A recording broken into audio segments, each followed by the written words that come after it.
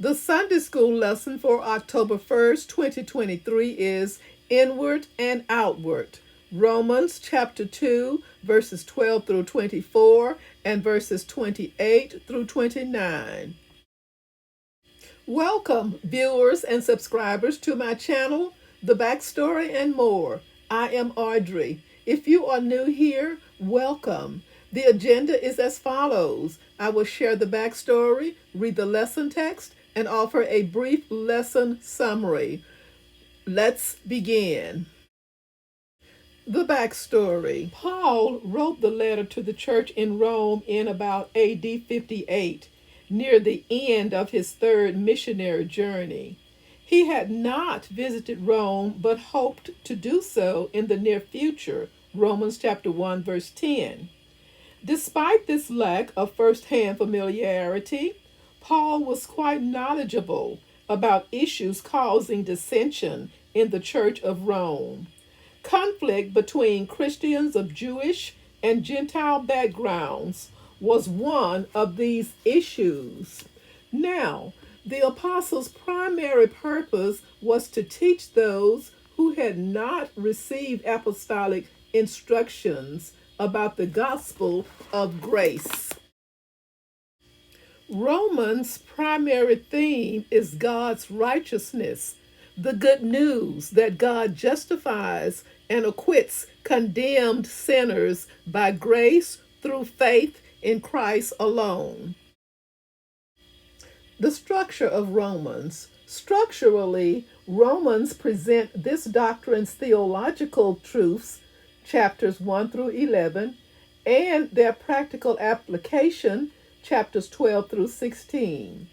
Before developing Romans' thematic emphasis, Paul uncovers humanity's need for God's righteousness, their unrighteous depravity, Romans 1.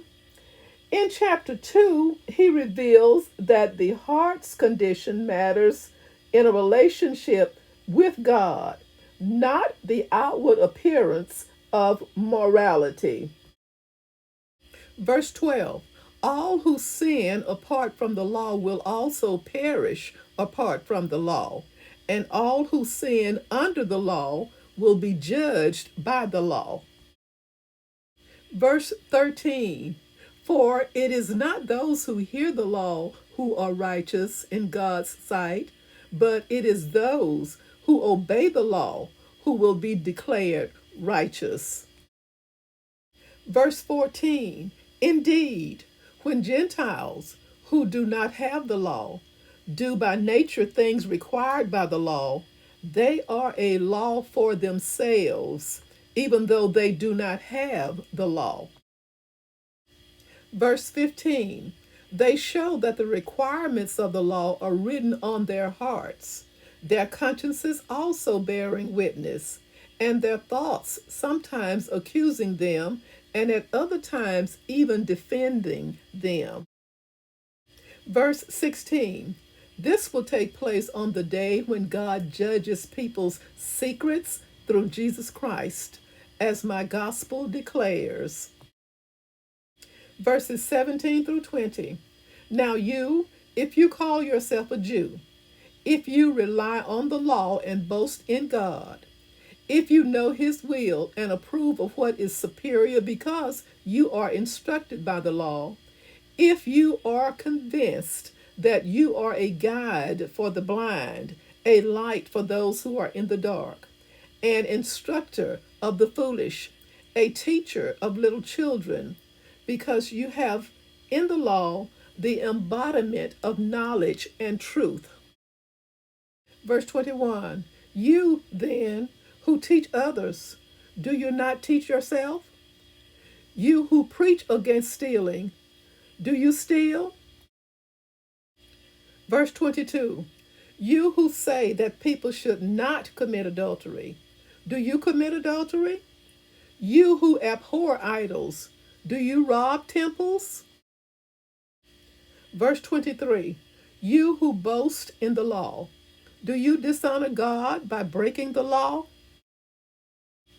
Verse 24, as it is written, God's name is blasphemed among the Gentiles because of you. Verse 28. A person is not a Jew who is one only outwardly, nor is circumcision merely outward and physical. Verse 29. No, a person is a Jew who is one inwardly, and circumcision is circumcision of the heart by the Spirit, not by the written code. Such a person's praise is not from other people, but from God. A brief summary. The idea of the circumcised heart was powerful for Moses and Paul and must be for us today. Can we humble ourselves and leave behind our tendencies to be stiff necked?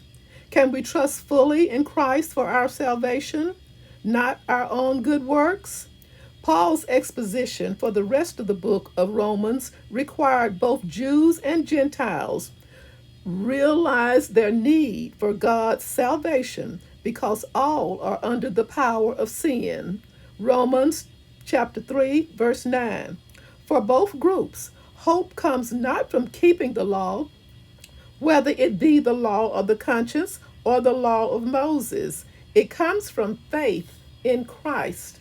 This lesson, in its context, reminds us that salvation and its practice are a matter of the heart. Being a Christian is both a privilege and a responsibility.